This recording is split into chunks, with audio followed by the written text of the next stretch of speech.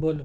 मैंने उस टाइम जरा अपना पूरी तरह से अपना विवरण नहीं दिया था। मतलब मैं उत्तराखंड का रहने वाला हूँ और मेरे गांव का नाम चढ़ियारा है और पोस्ट ऑफिस मेरा अंजनी सैन है और जिला टिहरी गढ़वाल है और पट्टी हमारी खास बोली जाती है।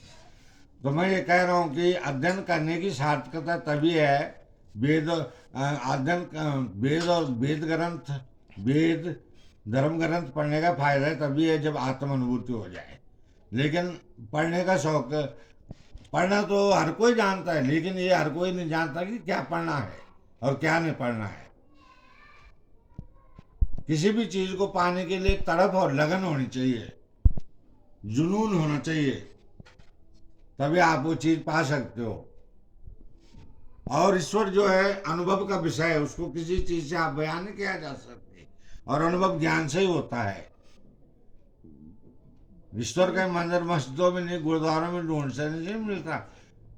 ईश्वर जो है अनुभव का विषय है, अनुभव ज्ञान से होता है।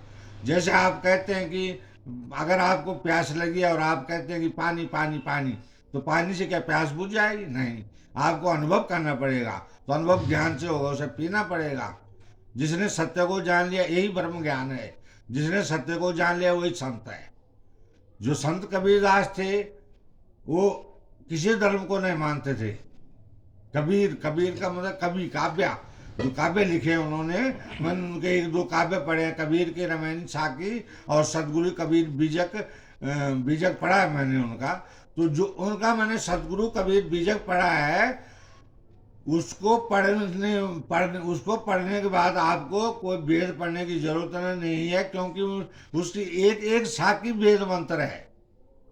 उसके एक एक साकी वेद मंत्र है। इसलिए कबीरदास जी, प्रेरणादायक, मैंने नीति शास्त्र को पढ़ा है और नीति शास्त्र एक प्रेरणादायक पुस्तक है जिसे आदमी जीवन के किसी भी क्षेत्र में रह के अपना व्यक्तित्व, अपनी पर्सनैलिटी, अपना व्यक्तित्व बना सकता है। पर्सनैलिटी का मतलब होता है व्यक्तित्व। तो ये बिना मेहनत के नहीं होता। मेहनत कोई बुरी नहीं होती अगर आप उसको सही तरीके से करते हैं। तो मैंने अध्ययन पे बहुत सी मेहनत की है और आज मैं इतना अध्ययन किया हूँ कि शायद जितना जितना योगी आदित्यनाथ जी ने किया होगा उतना अध्ययन मैं भी कर दिया हूँ। अध्ययन किसी भी चीज को पाने के लिए उसकी उसकी साधना की भी जरूरत है। अध्ययन स्वाध्याय का मतलब होता है वैदिक ग्रंथों का अध्ययन करना।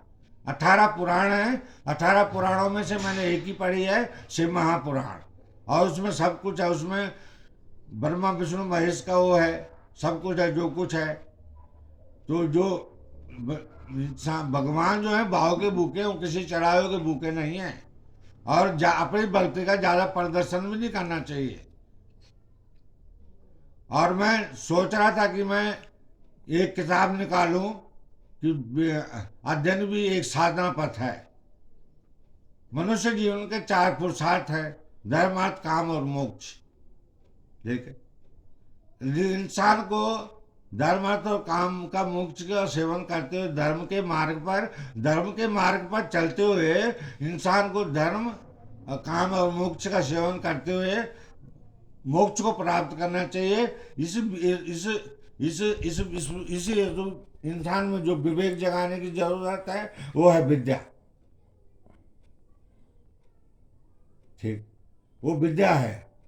तो जो मोदी जी, मैं तो ये कहता हूँ कि मोदी जी को जितने भी फॉलोअर्स हैं, अगर उन्हें ये पता है कि मन वास्तव में क्या होता है तो मेरे फ़ोन नंबर पर मुझे फ़ोन करें। मेरा फ़ोन नंबर है 80 54 34 16 11। 80 54 34 16 11।